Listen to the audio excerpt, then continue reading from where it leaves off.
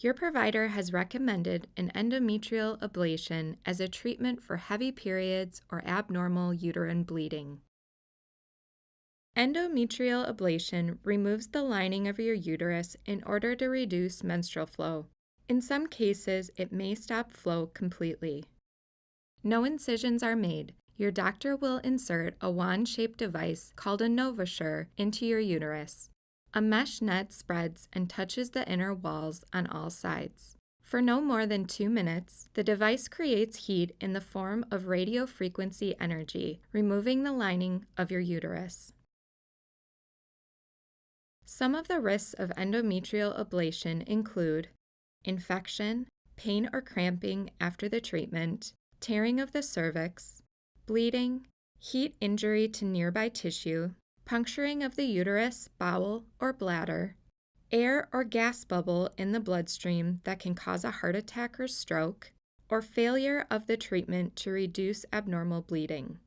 Endometrial ablation is generally not recommended for postmenopausal women and women who have certain abnormalities of the uterus, cancer of the uterus, or an increased risk of uterine cancer, or an active pelvic infection.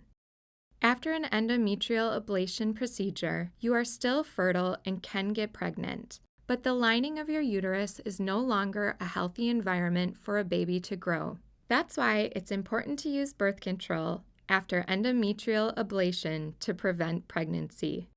Your healthcare provider will likely recommend a permanent form of contraception, such as a tubal ligation or a vasectomy for your partner.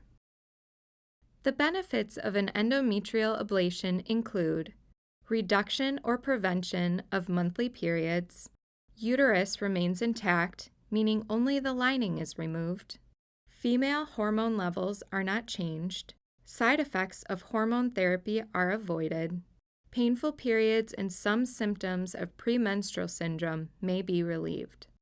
Of women who have endometrial ablation, 40 to 45% have no more periods, 50% have greatly reduced bleeding, 5% have no improvement.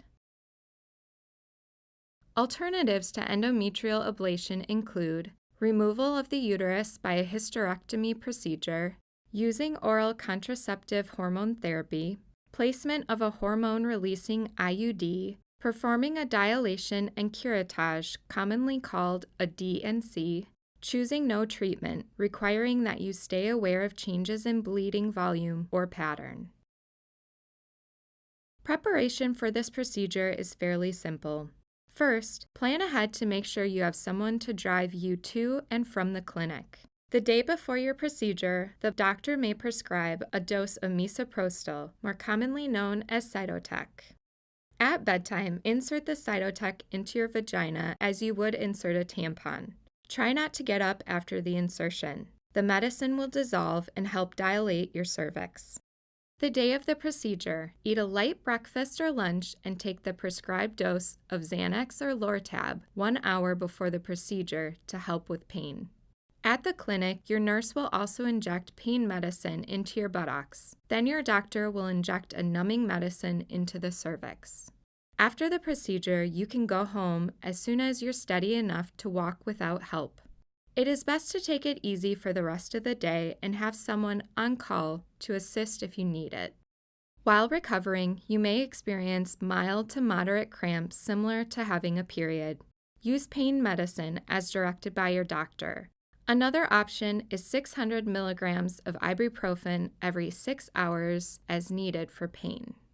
A pinkish, watery discharge that lasts about 2 to 3 weeks is common and may follow with a brownish discharge that can last up to 12 weeks.